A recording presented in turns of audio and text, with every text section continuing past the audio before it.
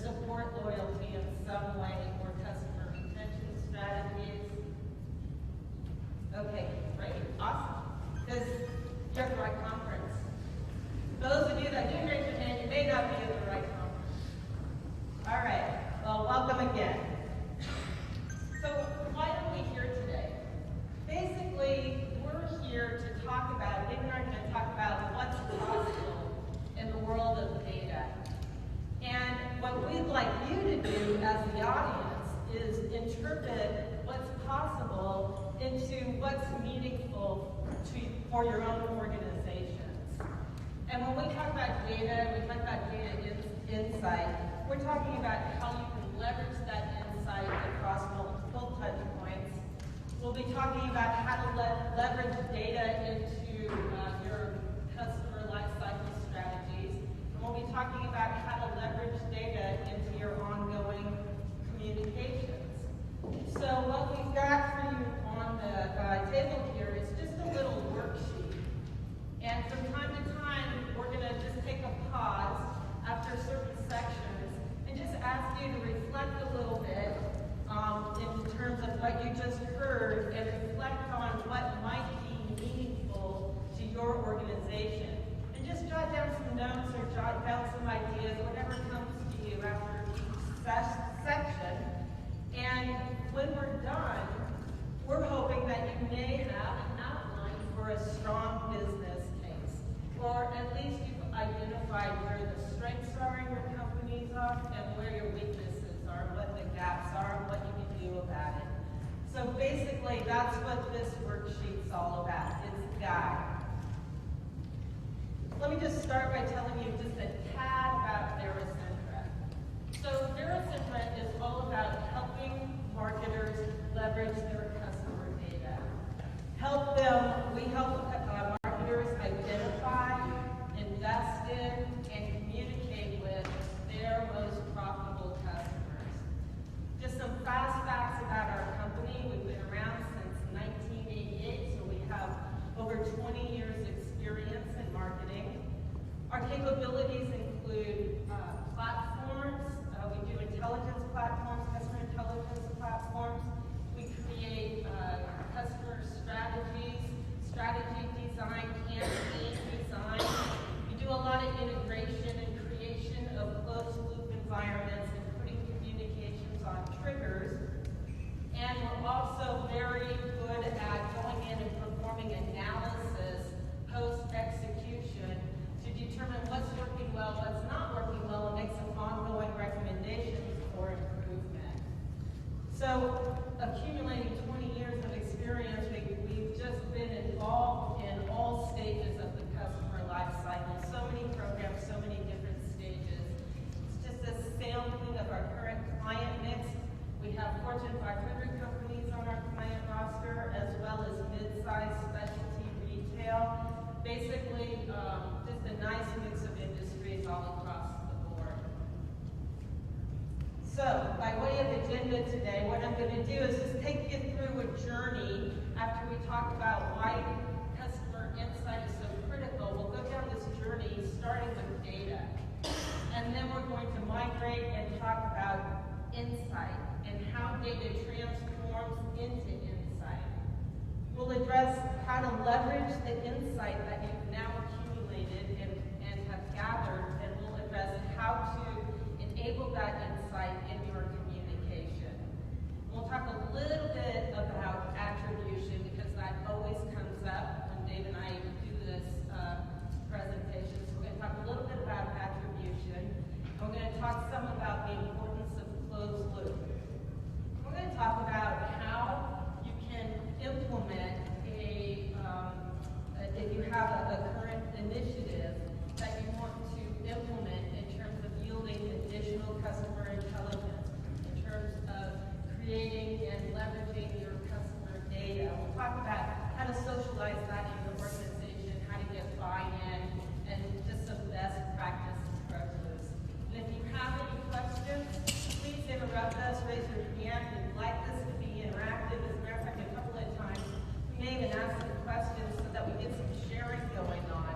Because really, the idea is to talk about what's possible, and you all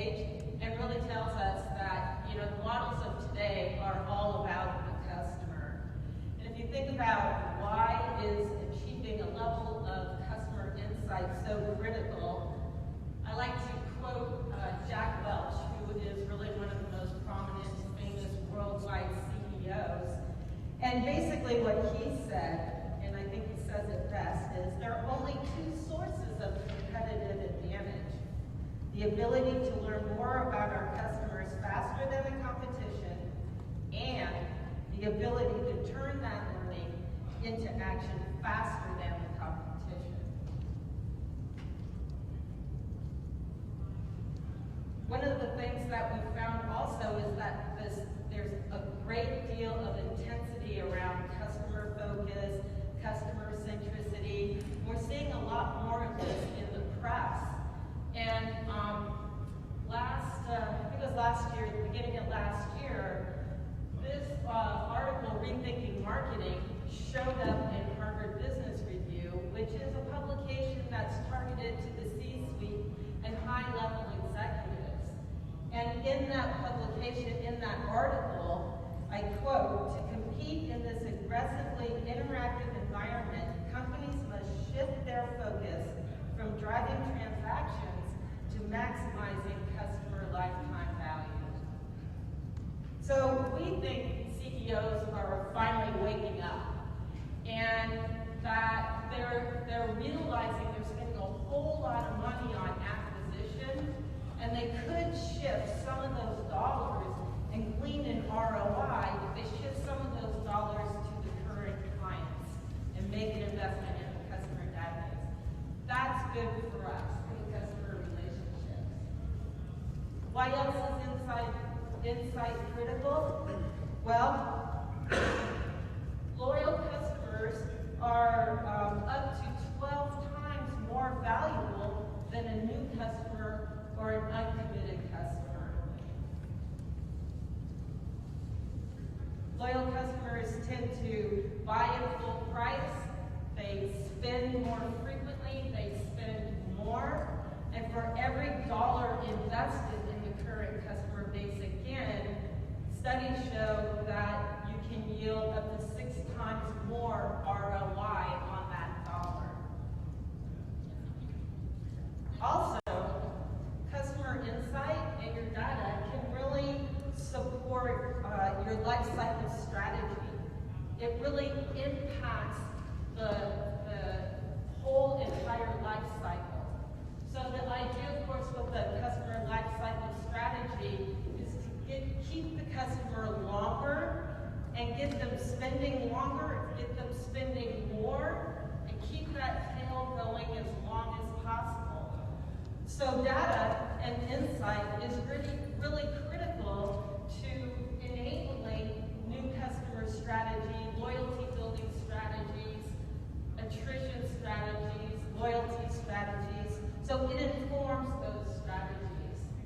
And lastly, it's really critical because it really is the main creator of powerful communications. So an effective and powerful and relevant communication means right customer at the right time with the right message and in the right channel. So relevant communication, somebody that has a preference for a certain product will help build affinity with the brand. And I know I'm preaching to the choir. A non-relevant communication obviously can do just the opposite and actually detract the customer from the brand.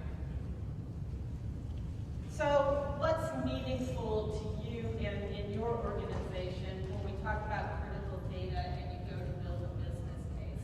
And what I'd like to do right now is to ask a really quick question.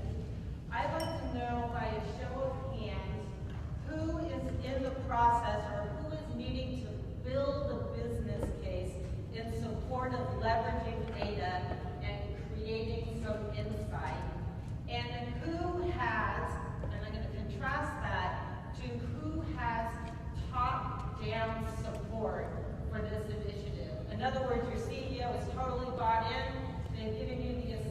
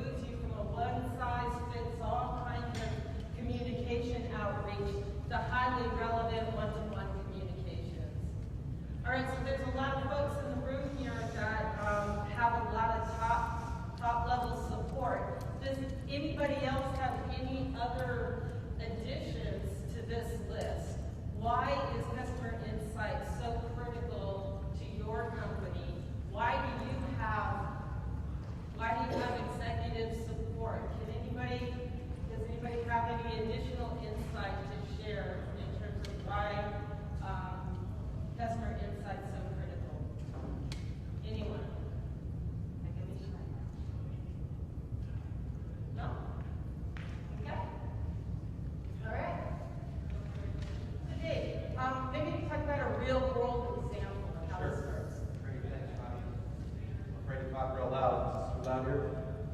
All right, I'm pretty animated sometimes when I talk. So last year, we were engaged by a company out here on the East Coast. I'm going to not share the name, but that gave us a $300 million company, been around, the brand's been around for 20 years, doing a lot of really cool stuff, cool being a technical term, as you know. They've grown consistently to $300 million, privately held company, a lot of success.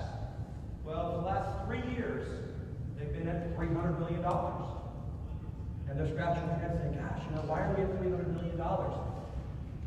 They're attracting 200,000 first-time customers every year.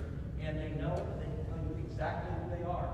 There's a lot of people in this room that would be relishing the opportunity year after year after year to attract 200,000 new customers.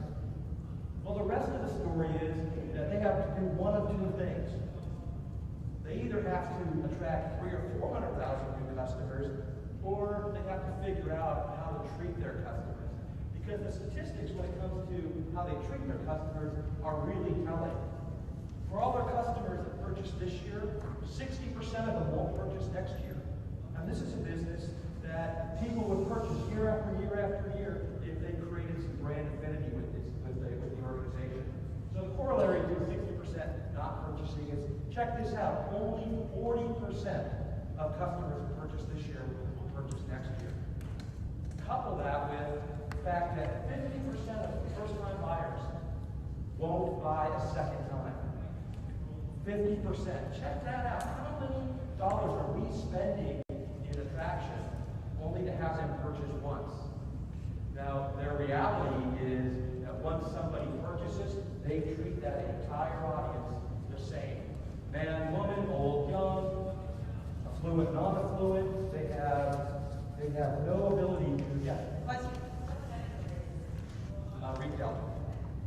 B2C retail. Direct. Thank you. Great question. So their reality is that they were treating everybody the same. And so they were hitting home runs in some cases, but in a vast majority of cases, what was actually happening is they were creating no brand affinity. So let's talk about transitioning from data to insight. No matter who you read or what organizations are talking, they all talk about the same thing. We have so much data, we don't know what to do with it. There are people in this room that have that problem. Data paralysis. If you don't raise your hand, then you're not really working very hard, because everybody has data paralysis. There's so much data out there right now, just within your organization, it's hard to get your arms around it. Where the challenge is, though, is you have so much data that you're not really turning that into any sort of insight or value of the customer. So you have transactional data more times than not, but maybe not the other side of the data paradigm, which is the data that shows you and your company who your customer might be. This example right here, yeah, I have a client, but is she a good shopper? Does she like to buy bargain stuff? Does she like to buy the new sexy stuff? Does she like to buy the brands that just come out and she doesn't care about the price? Is she really busy and want to buy online? All these sorts of things are precluding many organizations, and a lot of organizations talk about, oh yeah, we know all that stuff. Absolutely, absolutely, we know it, but they can't do it. They can't actually go to the next step, which is take all that data, that insight they're gleaning, and use it in their marketing. And we're going to talk about some very specific strategies on what organizations are doing today and what your organization could be doing in order to operationalize the insight that you glean from your customers. So where's your data hiding? Anybody here ever been to a supermarket? Okay, so now, who hasn't been to a supermarket? All right, A plus B, that's an equal C right there. So, supermarkets, they know so much about you, it's crazy. You have to think about it. Unbelievable. And they're getting smarter and smarter. I live on the west coast, the left coast, the ones that fall into the ocean. And we have Safeway, it's our big brand out there. And they're getting pretty smart about this. But this story isn't about Safeway. This story is about where their data is hiding. They've got some terrific data about their company at the POS level. They got a loyalty card, not what Safeway is doing, and they are not a customer of ours. What Safeway is doing is they go out and they know who I am and what my address is, and they're going out and finding everything they can out about my family because they want a bigger share of my wallet choices. I can go to Rayleigh's, I can go to Paradise, I can go to Whole Foods. They're trying to find out as much about me in my market, so they're going to get a bigger share of my wallet. So they're going, as you see right here, they got their POS data, they got their data from the loyalty arena, some of which is internal, some of which is external. They're getting their people going online to have my food delivered to my house. They're doing modeling, they're doing all this stuff, and they have all this data. And this is actually a very small example right here. There's customers that we have that have 15, 16, 17 disparate data sources. But all this data is hiding out there, and it's worthless unless you do what? Turn it into information. So, what's meaningful to you in your organization? You know, what do you want to know about your customer? What data bits are needed for you to actually find that out? Where is that data? Do you own it? Does the person in your organization don't want to share it? Not everybody's friendly with the pool, are they? And what do you do with it? You know, once you have it, now you got this massive amounts of data. You actually do with it. So think to yourself, boy, is this a roadblock for me? Do I actually have all my data? One of my colleagues who happens to be sitting in the room, put this little dude down here, we call this Dave. Kind of scary, huh? You put it down there, so we're supposed to take notes right now. What's meaningful to you when you talk about data? What data sources should you have access to in order to understand who your customer is?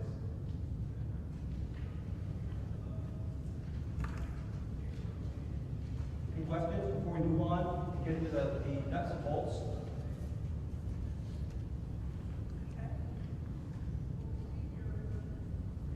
All right, great. So now what we're going to do is we are going to move on. We're going to talk about data and how to transform data into insight. What does that actually look like? And honestly, that can be incredibly complex. So complex that I want to tell you a story about an article that I recently read in Forbes magazine. And this was an article about Target, the department store. And the article was about how Target knew this particular gentleman's daughter was pregnant before the father did. How did they know that? And the story goes that a father walks into one of the Targets and talks to the manager and says, "You're sending my daughter coupons for diapers and for baby items. What's wrong with you?" And the department store manager, the Target department guy, he doesn't know anything. He's not in marketing, and he apologizes profusely. And the father goes back home, and sure enough, a week later, that department manager gets a phone call from the father and said, "I want to apologize. There was something happening in my home that I did not know."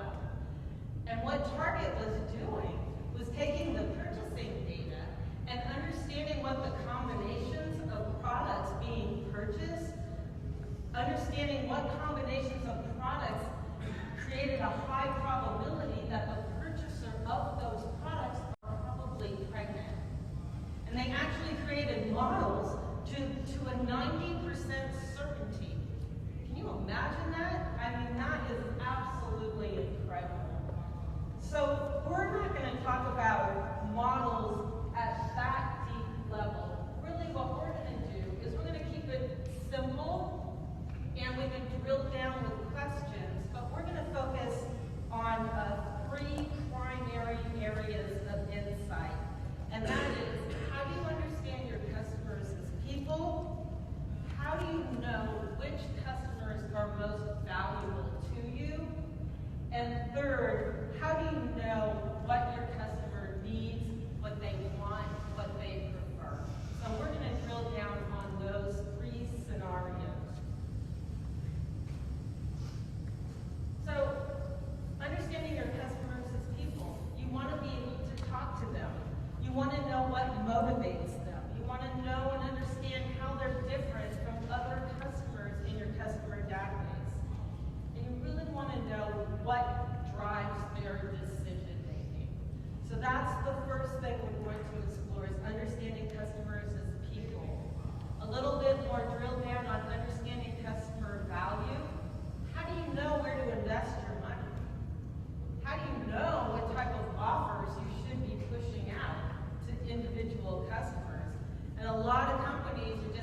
15% off, even to the most affluent buyer out there who doesn't care about spending the money. What they care about is saving time.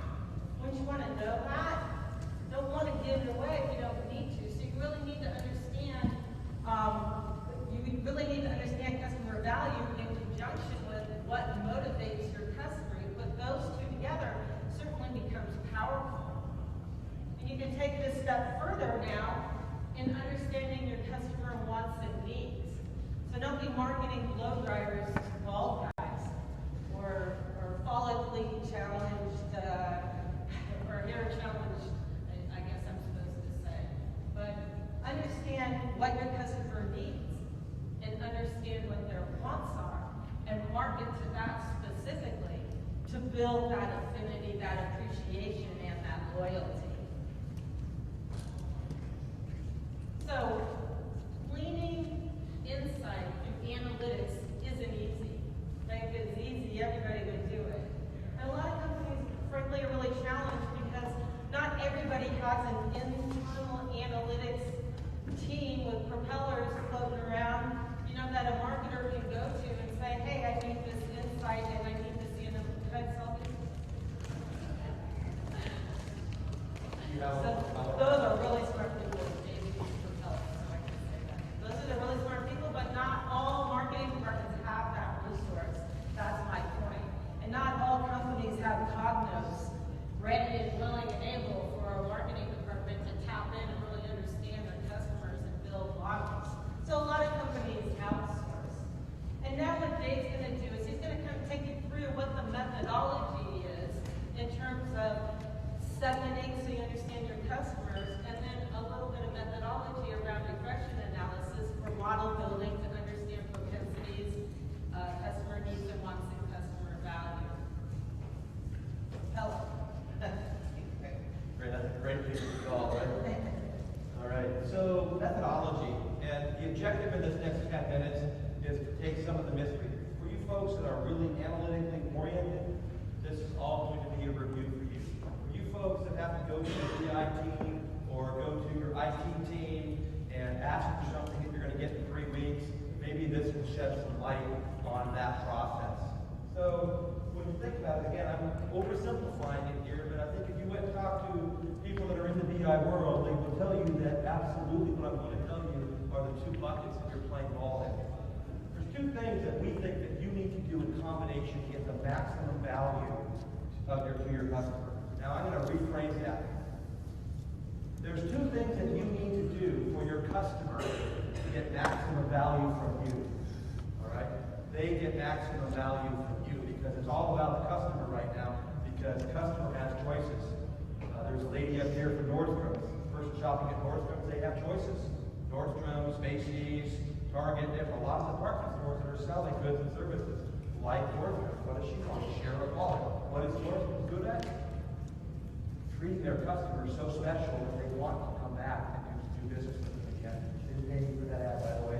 My wife spends too much money at Nordstrom's.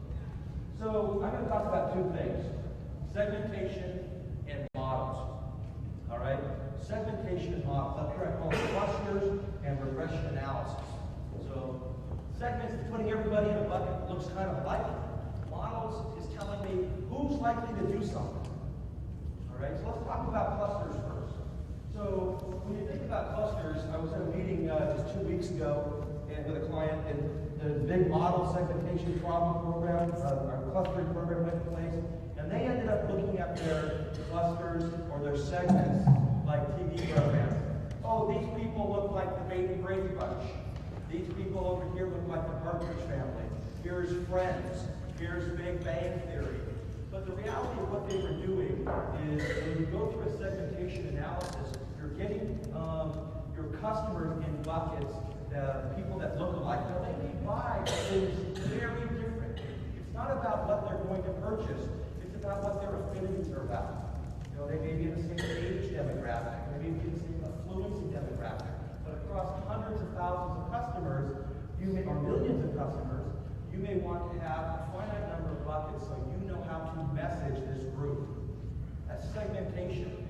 The second piece of this is regression analysis. That's where the propeller comes in a little bit. I left my little VPN home. But propensity or regression analysis allows you to find those customers that are most likely to do things. So you have to ask a question.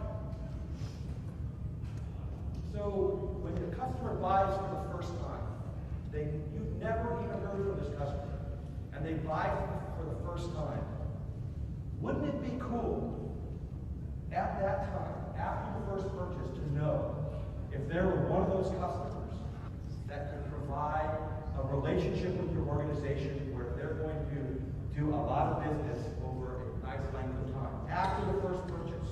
Wouldn't that be cool? Because as marketers, what that means is that I have 1,000 new customers this month, or 10,000 or 100,000. I have this group of new customers this month. I know where I can invest them. I know of those 10,000 customers, these 3,000 over here are the ones that I should be investing in, because based on their makeup, as defined by this modeling that we've done, these 3,000 customers are the ones most likely to form a solid relationship with me when I treat them well and I recognize them. They're the ones that are going to spend all their dollars with me. Now, these other 7,000 people aren't irrelevant, but business is about making choices, is it not? I don't know of any CEO that says, you want more money? No problem. Just unlimited checkbook. I'm looking for that company. Unlimited checkbook. What the CEOs want to know is, hey, where can I invest my money, our money, our shareholders' money most wisely? That's what models do. Identify those people that are likely to do one thing best. Could be a model that says, who's most likely to cross-sell this product? Who's most likely to attract? Those are all models for the propensity of an event happening. More times than not, in order to get that done, you don't have what it takes inside. So, you've got all this data, I mentioned that earlier, you've got all this data, but the reality is that most companies, if not all companies, that want to really embrace their clients, they end up having to augment their data through a variety of data sources. It's kind of scary for most marketers to know what can be found out about everybody in this room. So, where do we go from here? So, we have what you have in your transactional records. Then we augment some demographic, psychographic, behavioral stuff. And what we get is this data set that tells you a lot about your customer. And not only does it tell you about your customer, it allows you to put those customers into the appropriate segment. For those of you in the retail world, traditional, savvy participants, family-centered caregivers, bench warmers, sports enthusiasts, we've changed this around so a real-life analysis that we did, they happen to have a lot more segments in this. Could be 5, could be 25, could be 50, depending on what the company's trying to accomplish. But now we've got these customers in these segments. So we come up with messaging strategies to engage these folks. I have narrowed it down what could be compelling to them. So now I've got my segments, and I got this huge segment out there called retail traditionalists. Now I want to find those people that are actually going to do business with me. That's magic, right?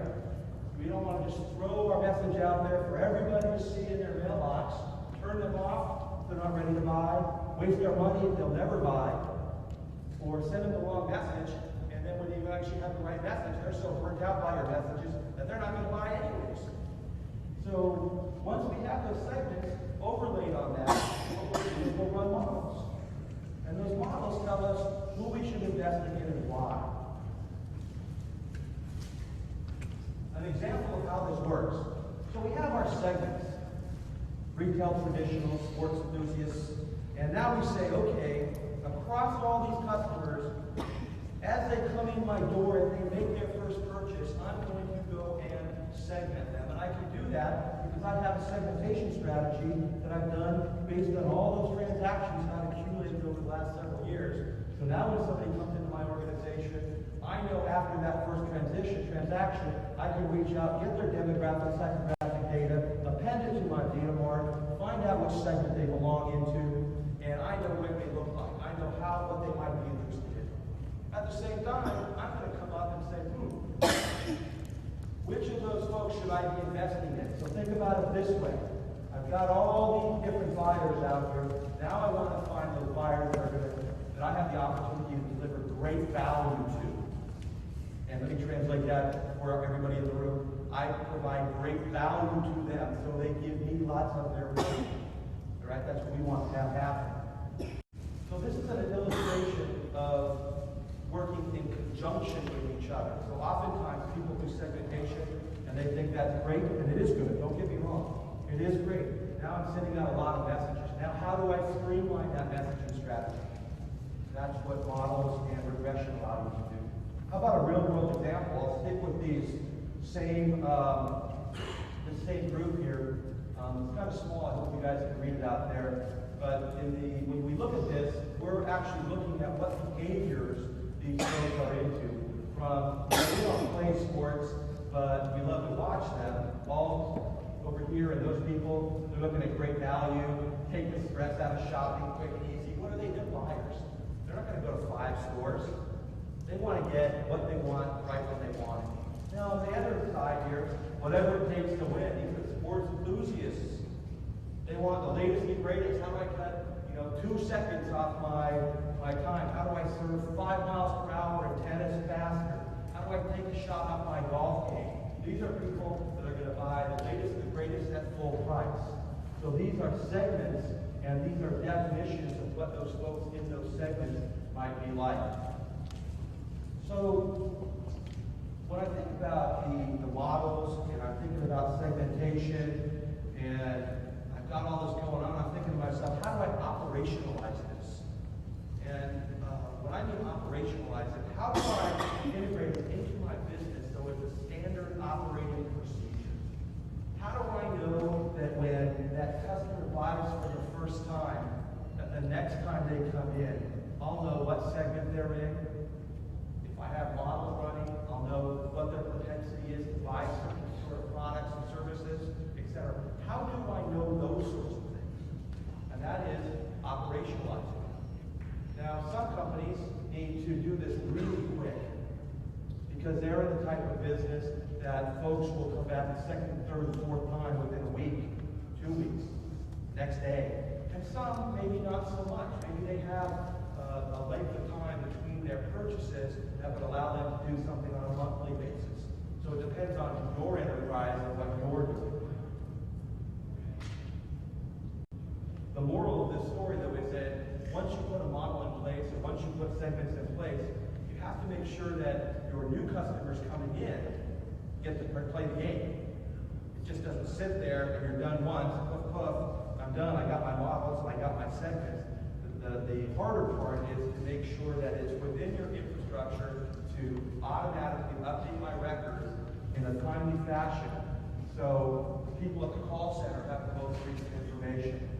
People in store, POS, or online have the most recent information on what they need to know about that particular individual.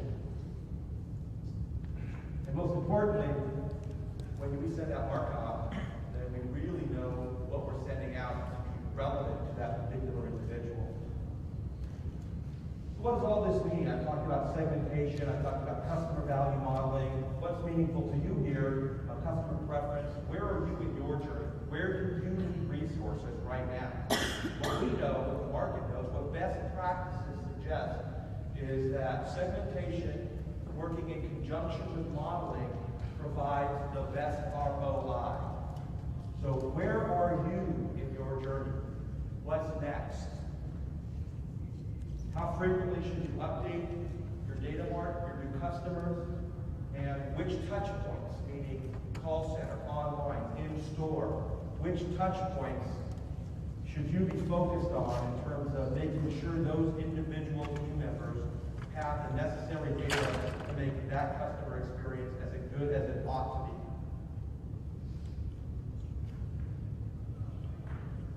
Any questions at this point? Yes. What are the issues of using cluster analysis as the true multiplication? The limitations of cluster analysis. Well, it's not an exact science. using cluster analysis or segmentation. It's not an exact science. To the best of my knowledge, there is no exact science yet that's going to say, hey, boom, you're going to buy that product, this color, this model here. It doesn't exist. What clusters do is it takes all the relevant data that's available to you internally and externally and makes some very good guesses about which group, which people look most like each other in certain groups. It's not an exact science. Modeling is not an exact science either. So, do you have other information to share there that you'd like to talk to? Oh, yeah. Basically, my experience is it's hard to feel like I think that you're taking the point that this gentleman made is hard to explain. It is really hard to explain, and you're going to see some examples, explicit examples of how to translate, help translate these things in just a few minutes. But I think you hit a nail on the head. You may have C-level buy-in about wanting to do something, but then they want to understand what it means in their organization. So we won't let you down there. We'll give you some specific examples. Any other questions? Yeah.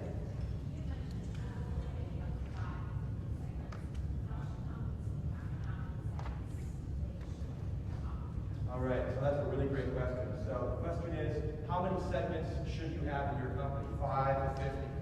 Well, some of it's going to be based, the most important thing is that the data's got to suggest how many you should have. Now there's tools out there that say, I want to put all these customers into 7 segments. And we're defining how many segments there are. But that has limitations. It has limitations because now you're going to force people into one of those 7 segments when they really don't look enough like the other people in the segments.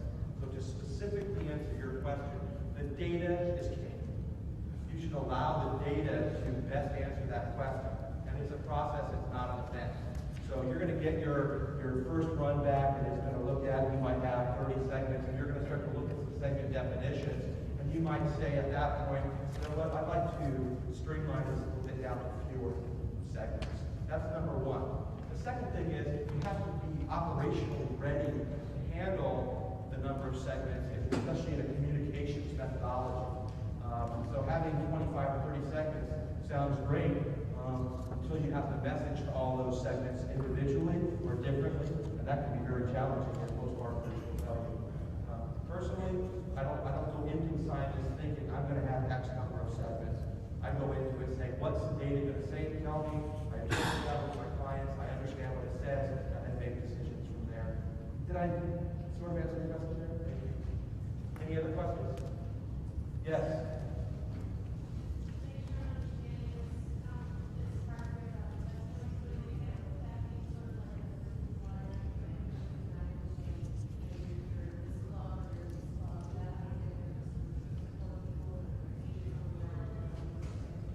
That's right. So an example here was United. All right. So a touch point. The actual touch point would be the agent. The actual touch point when you go on to United.com, put your frequent flyer mile in, you're touching the company. That's the touch point. Now, why you would choose to do that could be very, very different, obviously. But they categorize you. You're talking about categories like premier, exec, etc. So those, to them, those are segments. They're very sophisticated and they have overlapping segments. So they have segments about how many miles you fly.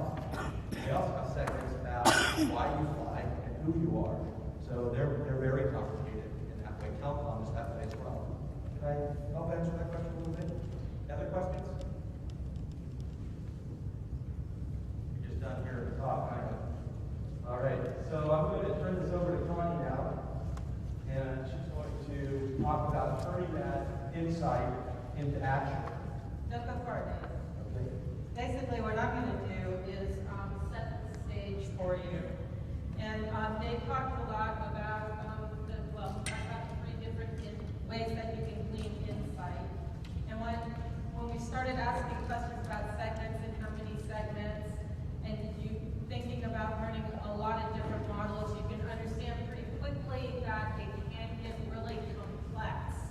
So what we're going to do now, and what I'd like to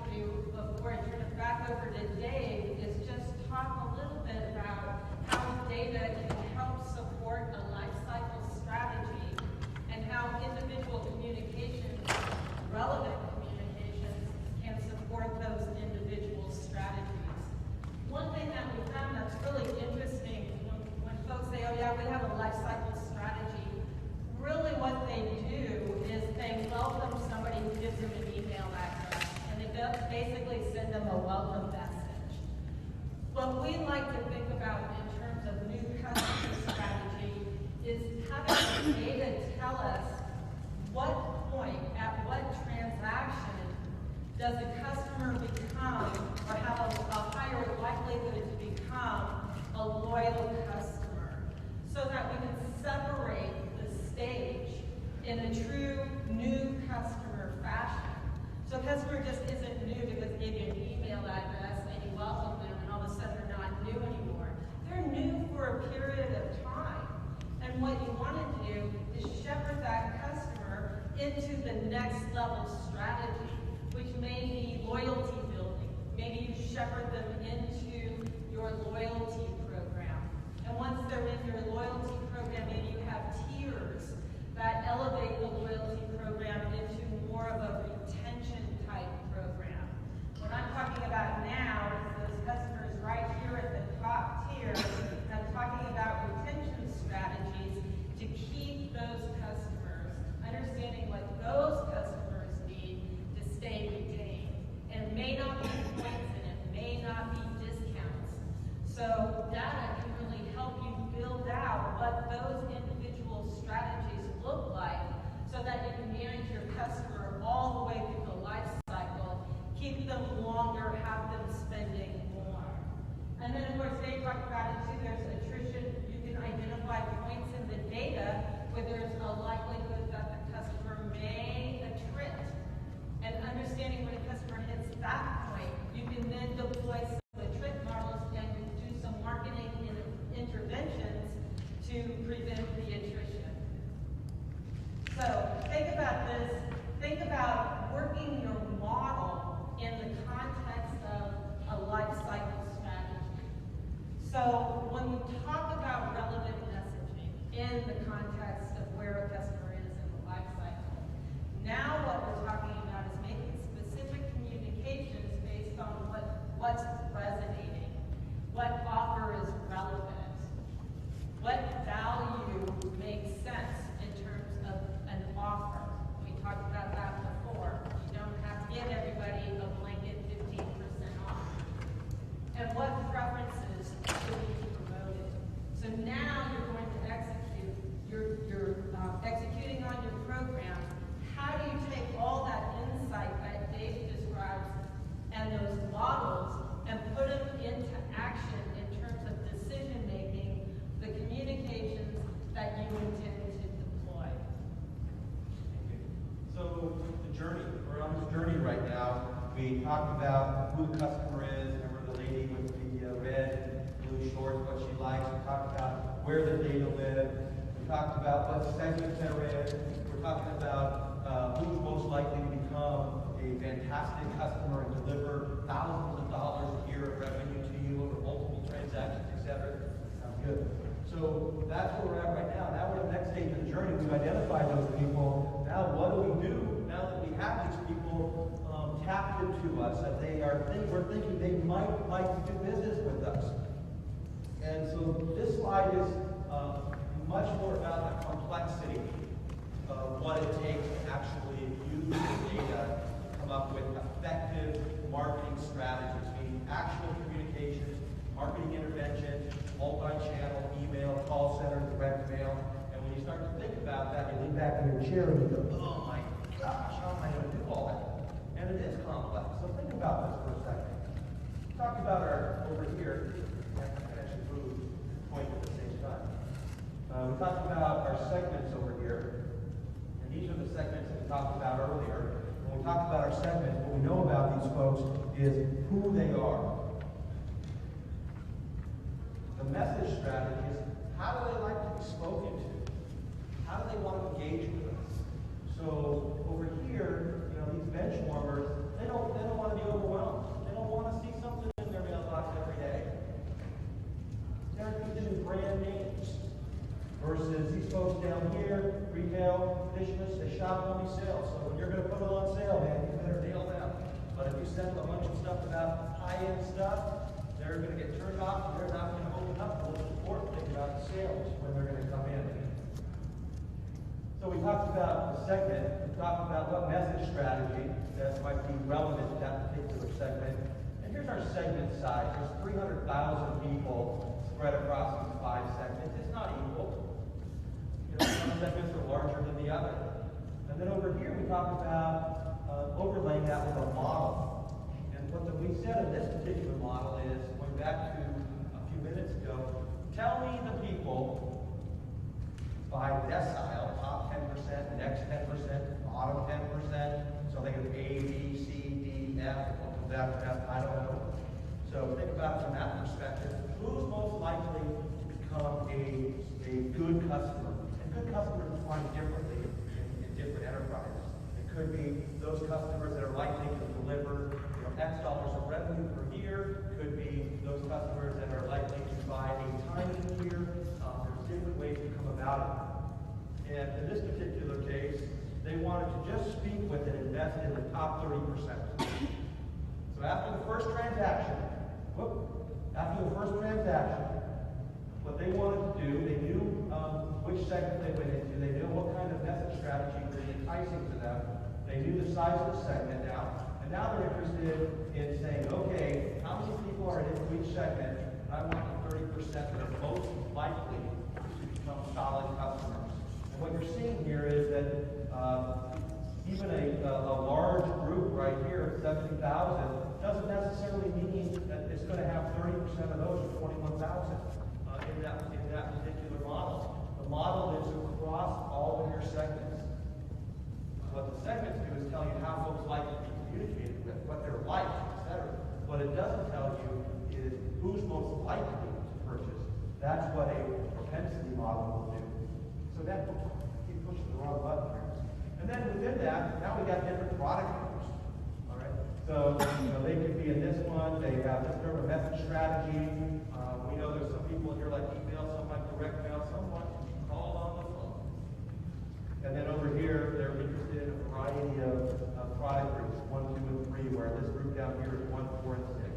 This slide isn't meant to be indicative of exactly how you would do something in your world. What it's meant to show you is how complex this communication strategy ends up being. In order to get this done, you have to have messaging and creative to support what ends up being 40, 50, 60, 100 different disparate messages out to your audience, your individual customers that are likely to deliver maximum value to your organization, or said better, that they're going to be intrigued by allowing you to deliver that value.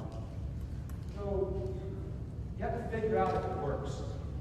By far and away the hardest thing to do, at least we've found working with very sophisticated companies, and as well as companies that lack sophistication. The hardest thing to do is to attribute your campaigns, attribute your messaging. Your CEO says, your director of marketing, your CMO says, hey, did it work? The old adage in marketing is, well, 50% of my communications worked, 50% didn't. I just don't know which is which. We've all heard that adage before. But the reality is there's a lot of truth to it. And the only way to get to the point of knowing with a much higher degree of certainty is to be able to attribute transactions back to messages. Everybody with me there? All right. So there's 3 ways to attribute. The best practice, some companies don't have this ability, which is direct attribution. Simply put, you send them something, it's got a barcode on it, the customer gets it, they walk into the store, online, offline, call center, whatever it is, they have to use that redemption code, which ties specifically back to that campaign, and now there's direct attribution. All right, everybody wants that moving rail, not everybody can get it. Second best is what we call fuzzy attribution, and this is where a lot of companies play. They play here because their point of sale isn't ready to have direct attribution. They don't have the ability to scan things at the point of sale, online, offline. They don't have the data capture to put it together. But what fuzzy attribution is all about is, okay, I sent them an email. They actually opened up the email, had to open it. They came in, and they bought something in an appropriate category within an appropriate time frame. They didn't have to bring anything in with me. It's fuzzy because we think we influenced it. We don't know for certain.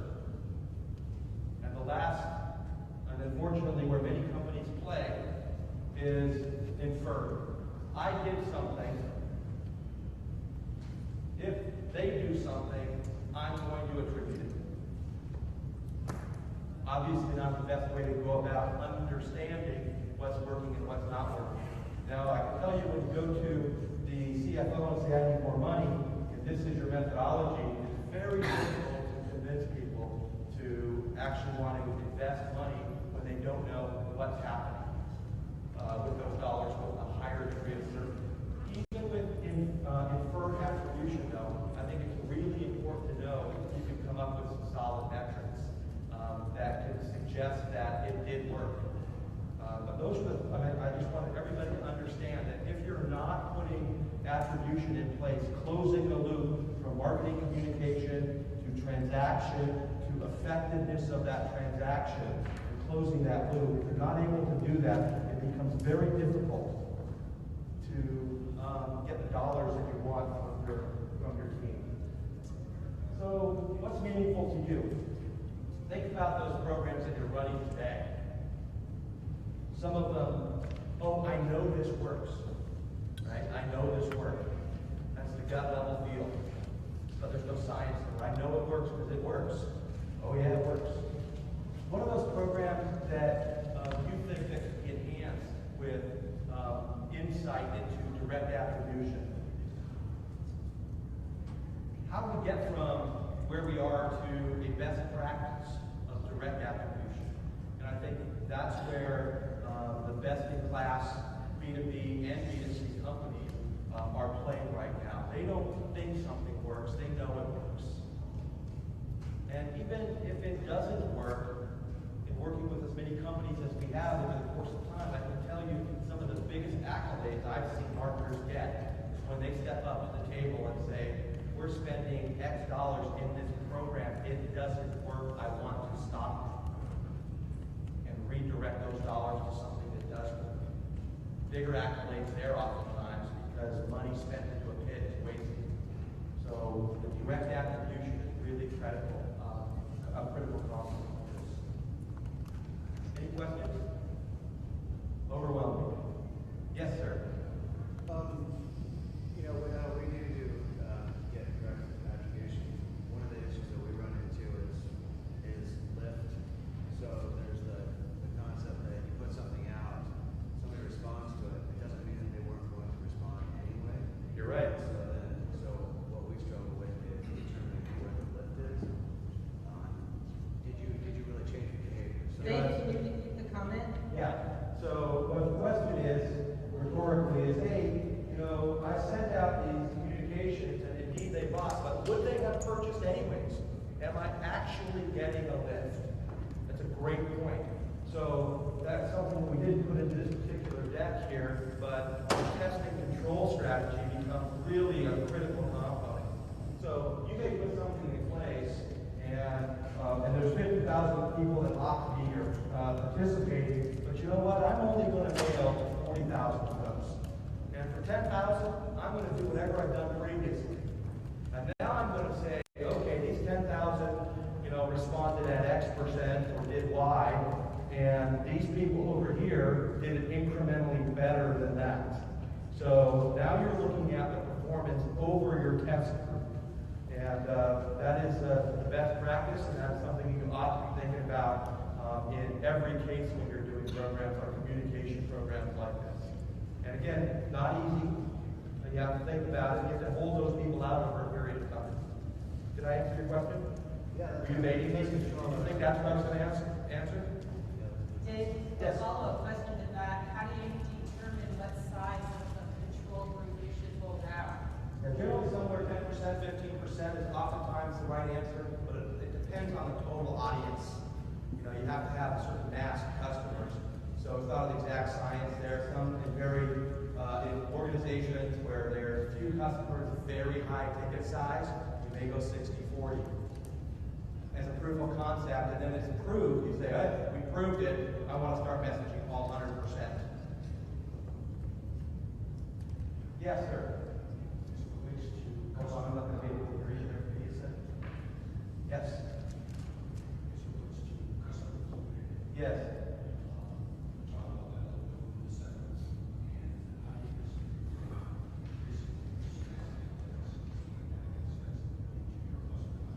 Yeah, you're asking really complex questions. questions there, and I don't think there's any. What the question is how do you integrate more advanced or fluidity into your segments? So a couple things here, and I'm not sure I'm going to answer your question directly. You're asking me a pretty complicated question here. So segments live for 2 or 3 years. Once you go through a segmentation, you should be confident in treating that segment as a life of 2 or 3 years. So they're not going to change this month to next month. 2 or 3 years, barring some monumental event in either economy or in your company. So you're not going to be changing much. The second part of your question is there changing behaviors, I think, in the audience. And that's the cool thing about models. Coming up with models is a lot less expensive than reclustering all of your clients. So, if things start to change and you want to test something in a more fluid arrangement, what you would do is you take out a segment of your audience and say, okay, I want to understand, based on this new paradigm I'm in, whatever that might be, that company can change real fast, build a model for that, implement it, append that model score, it's after it now communicate with those customers and see if indeed something did change. You're testing it, like this gentleman talked about in the back, a control group and a test group. And I think you were asking a more complex question that we talked about offline. But for the sake of this audience, I'll leave with that. Is that okay? All right. Any other questions? Can I ask one more? I don't know, man. You might be at your limit. The clustering that you were talking about earlier, as you do a data and you cluster your data, as you get new customers, are you recommending that those get appended as they enter your system? They're automatically getting appended so that they can be clustered and then you can make your assumptions? So the question is, hey, I do my clusters, and then do I just let them sit there and all new customers don't get appended? The answer is absolutely not. As new customers come in, you need to operationalize your process and put those new customers into the right segment so that they can participate in messaging strategy that would be relevant to them, whether it's the segmentation or the modeling. I mentioned earlier, your frequency of doing that is not inexpensive, although I'll just say that right out loud. So the frequency with which you segment or model new customer is going to be predicated on your business. If you have a long gap in between purchases, and that's just your business, you might get to wait a little bit longer doing it every day. And some companies do it every single day, almost real time. They will segment and model across the broad spectrum of models every day because their business is that fluid. Telecom would be an example of that. The Comcast cable is an example of that. Did I answer your question? Any other questions? All right, so I'm going to transition to Connie here. She's going to talk about managing this complexity. Okay, so we're going to migrate a little bit to tools and processes and skill sets. And I think Dave really made it the point when he illustrated putting those models into play. And he talked about how there's a lot of complexity now in terms of managing all these different segments and all of these different communications. So what are companies doing? They're automating. They're automating. And best practice today is designing some sort of closed loop system that enables you to put as much as possible on triggers and that allows you to integrate either programs or invest in a singular software, CRM, enterprise level software that connects all of these dots and enables some level of automation for you. So we talked about where's your data hiding, typically in the source applications, either in your POS system, in your web systems, in your customer database, and all of those hidden data sources, in essence, need to get fed in an automated way into the segmentation tools, into cluster analysis, and output the scoring, which eventually gets stored into a marketing data mart. Your data mart then will feed your other systems that support other customer touch points, like call center applications, or even POS if you're presenting an offer right on the receipt. Or there's a new technology out there, I learned about it from the gentleman from Goldsmith, a CRM Microsoft Dynamics, I think, has a hook that enables in-store information. So a salesperson actually having in-store information, access to segmentations and models, so that when they're actually helping the customer in the store, they know who that customer is, they know what's going to resonate, they can actually create an in-store experience based on the segmentation and the modeling that marketing's developed. The data mart can also be analysis and reporting. So drag and drop analysis, if you have some sort of presentation layer associated with your technology, marketers can actually go in and perform their own drag and drop analysis. Marketing is very intuitive. And a lot of marketers right now are saddled with working with the BI department within their organizations and procuring report after report, trying to glean insight and trying to understand how well their campaigns are performing. Put it on automatic. Have your reports produced for you, have your dashboards created, and enable yourself to do your own drag and drop analysis and glean your own insight. Off your data mart, now you got your segments and they're stored in your data mart. You can tie it to relevant communications, either in your enterprise-wide software solution or your email platform. I'm going to talk about that in a little bit more detail. Once those communications get executed, your customer takes action, and what do? They interact with one of these original source applications. So now you've effectively completely closed the loop. So one of the ways that you can achieve this, if you don't have the funds for an enterprise-wide initiative to uproot some of the systems that you already have in place and deploy an enterprise-wide CRM, which often takes a lot of time and it's a large investment. Challenging to get off the ground. We see and we help clients build a data mart using just business intelligence technology. So a lot of the ETL processes associated with business intelligence are completely applicable in this closed loop environment. And a lot of the email platforms for relevant communications are cross-channel platforms. So we're a partner with ExactTarget. I think Cheetah is very robust in this area.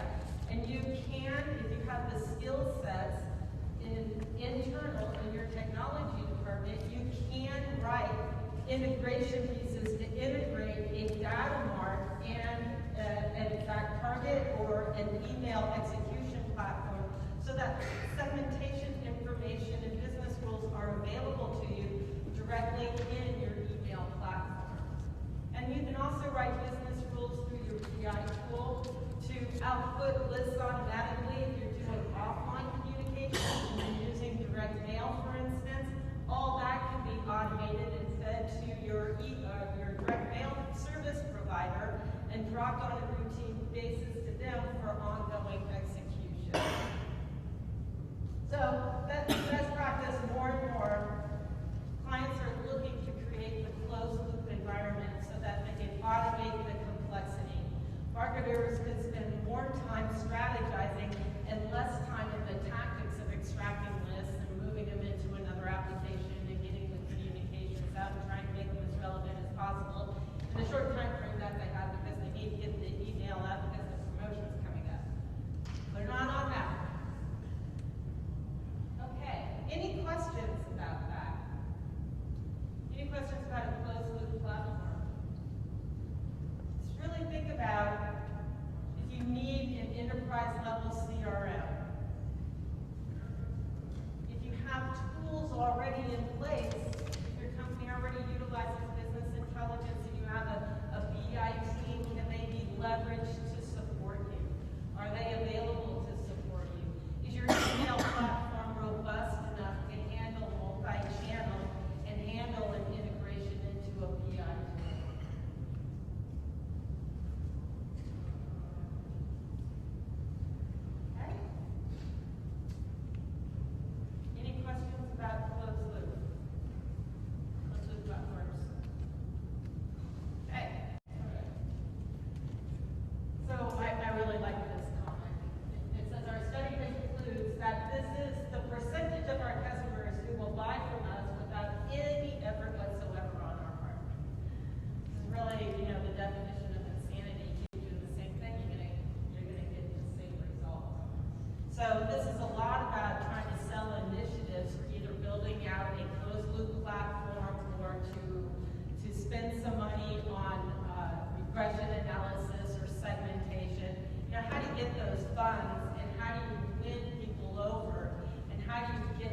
general and overall buy-in. That's what we're going to talk about right now.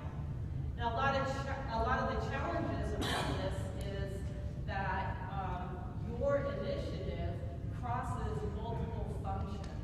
So it's really important to understand who you need buy-in from, who you're going to align with, and also it's equally important to understand who the ninjas are. But because it's a cross-functional and other people typically own the data, it makes it somewhat challenging to get an initiative off the ground. Also, it requires some time from IT, and a lot of times, as we all know, IT resources are really pressed. So your business case really needs to be robust in order for a CEO not only to decide to let go of some money, but sometimes even more important if they can dedicate the technology resources to support a marketing initiative. Has anybody done battle with that before? So it's not getting the priority in the IT group? Priority number Couple 11. hands. Okay. So you need to be able to design a financial justification that's going to speak to your C-suite. One of the things that we recommend is just chart the journey. And what you want to do is you want to minimize risk, right? And you want to demonstrate a level of success. So we recommend just laying the foundation. Go in, understand where the data sources are, who owns those data sources, understand some of the gaps in execution, understand if you go through a segmentation process and a modeling process, can that be integrated into POS? And what needs to happen there, if it is. And if that's what you decide to do. Can it be integrated in a call center? How complicated is that? So just understand the gaps in terms of what you want to accomplish. And we also recommend benchmarking. So if you benchmark where your programs are, if you benchmark your customer metrics, i.e. what my retention rate is right now, my average spend per customer, my average frequency, go ahead and benchmark all of that, because by deploying in customer intelligence, putting it into action, you're going to see a level of increase in those benchmarks, as well as an increase in response from your campaigns, because they're way more relevant. So what you want to do is you want to define success, and you want to prioritize what's going to be most impactful. So we've stopped pretty routinely here to just enable you to think about your own organization. Don't boil the ocean right away, it's a journey. What's going to be the most impactful for your organization to start? Is it segmentation? Is it modeling? Or have you already done that and you're needing to close the loop? If you need to close the loop, what tools are available? And should you start with your email provider? Should you start with BI tools? Prioritize. And then run some programs. Take the data, take what you've learned, and apply it to your programs, and measure the incremental improvement. Even if you have to run those programs manually, the idea is that you demonstrate some level of success that you can in turn demonstrate to the C-suite or to executive leadership, and you gain more investment, and the process starts all over again. So a journey and a step-by-step in order to get to the nirvana of customer insight and closed-loop solution and creating those relevant communications that build loyalty. So one of the things about talking, and we had a question here earlier about how do I sell the C-suite?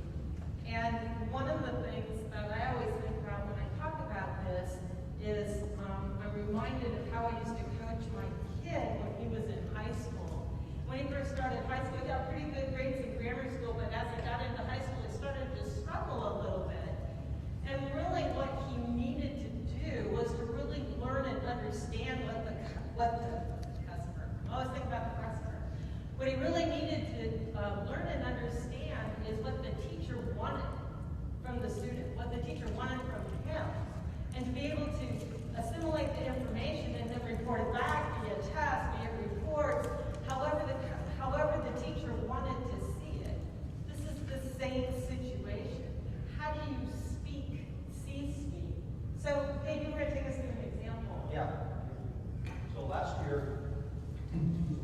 year, we did a seminar here, and for 90 minutes, I brought the group through some real detail-oriented examples of how to build ROI, how to calculate ROI, gross margin, all these things. And if you weren't here, I see a number of familiar faces, but if you didn't get that, weren't here last year, either grab my card, or I can email it to you, and I think it's still up on the Loyalty360 site.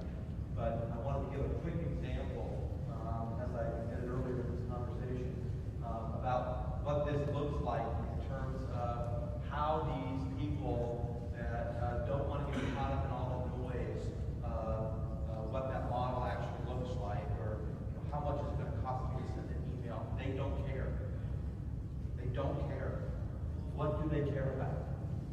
Am I going to increase shareholder value? Are my customers going to be happier? Am I going to get an ROI? And so we've worked, in fact, it's a conversation with many folks as they've gone through this process here. What we're looking at here is just a simple example of how one can present this sort of thing back to strategic owners of initiatives and goals. Over here, this is my audience over here. There's 40,000 people. They're currently generating $36 million in revenue in this particular segment. Going back to the example I used earlier, only 40% of those folks are coming back the following year. So this segment is worth $36 million, is worth $14.4 next year. If I can move the needle from a retention rate of 40% to 42%, now my segment's worth $15 million. My income year over year, 14.4 versus 15.1, is $720,000. It cost me $200,000 to do this. That's my investment. And now I'm coming up with an ROI. You see right here that ROI is based on gross margin. But my ROI, that means for every dollar, I get $1.62 back. So it's a positive ROI. For every dollar, I get $1.62 based on gross margin. As you can see here, here's my my progression. I go from 42 to 44 to 46, and you can obviously see that my ROI goes up. Now, I put a very simple example up here. And again, if you look at the presentation from last year, you'll see vastly more complex examples of how you might want to put in a business case of investing into this together. I think that the most important thing I can tell you is that almost without exception, the CFO is involved if it's got enough zeros. And the CEO is going to get involved in a company where it's going to change how we deal with our customers. And again, they want to know what's in it for them. So my suggestion to you would be to come up with some methodology, go sit down with one of the individuals that's going to be a part of that conversation, and say to them, this is how I'm thinking about presenting. Does this resonate with you? You're not asking them to say yes or no. You're getting their feedback. Are you talking the language that's important to them? And you're getting their buy-in. So when it does happen, you've already got an advocate at the table. Any questions about this? Nice. Did I live up to my commitment, sir? Yes? All right. So what's meaningful? I think that the critical component is, where do I need buy-in? And if you can't answer that question, you're flapping in the wind. You should work with your team to figure out where I need buy-in. Whose buy-in do I have? Who has the ability to say no? Who has the ability to say yes? I talked about approaching selling the C-suite and getting their buy-in. It's interesting. We work with a customer in Southern California, a publicly held company, and what's interesting is the direct marketing manager was the one that went directly to the CEO and said, hey, I've got this idea. Will you support it? And she was looking for some tactical buy-in before she had to go through all the process. So she started greasing the skids early on. It happens anywhere in the organization. And how can you create a quick win? If you have anything in your organization that can help you help the folks that are going to make that decision or influence that decision to say, hey, this works. That could be for your best practice studies. That could be a Harvard Business Review. Be well read. Bring these up. Everybody's talking about it, so I know that your entire organization, whether it's B2B or B2C, is looking right now to stay close to their customer. So we're going to transition once more. And what I'd like to just do is just close with communicating the importance of the customer marketing role today. And again, the Harvard Business Review article, Rethinking Marketing, I'd just like to read this one little snippet out of that article. Turn my back so I don't read from here, but this article states that boards and C-suites mostly pay lip service to customer relationships while focusing intently on selling goods and services. Directors and management need to spearhead strategy shift from transactions to relationships and create the culture, structure, and incentives necessary to execute this strategy. So that's the people in this room are the people that are really forging ahead and pushing up, pushing out, and really communicating the value of building long-term relationships with customers. So it's really up to the customer marketer to carry the banner. And I'd just like to tell you one really quick story about one of our clients, direct-to-consumer specialty retail, VP marketing, totally committed to the customer, totally committed to the customer experience, and really wanting to develop some type of loyalty program to stem the horrific attrition issue they were experiencing. And we were actually asked to come in and do an organizational assessment, an assessment of readiness in terms of other groups in the organization being ready to reorganize around the customer. And as a result of that assignment, we went out, we interviewed people, we understood where gaps were, we understood where there was alignment. It came time now to present to the C-suite, president of the company, the CEO, the CFO, the CMO, everybody's in the room, all strategic leaders. And we gave them our findings, some of it good, some of it not so good. And we made some recommendations around strategy. And they got very defensive. And they asked some questions, but still really defensive, pretty feeling solid about the models that that grew the company, sales, transactions, that's what grew the company. So they were a little defensive. We left, and it was a week later, we got a phone call, and everybody's really excited. I think what happened was they heard the information, they assimilated everything, and now they're ready to make a move. They want to start with segmentation. They want to take a look at new customer strategy. And our VP was so excited and over the moon about it.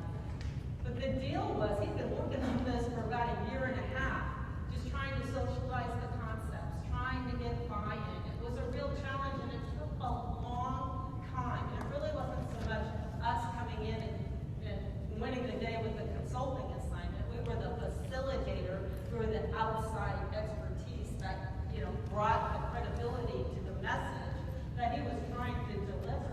The point is, he was working at this for a very, very long time. So it takes a lot of perseverance. It's you guys in the room, the customer marketers, the loyalty marketers that have been asked to carry the banner. And so, hang in there and, keep carrying the banner and sing to those customers. So that concludes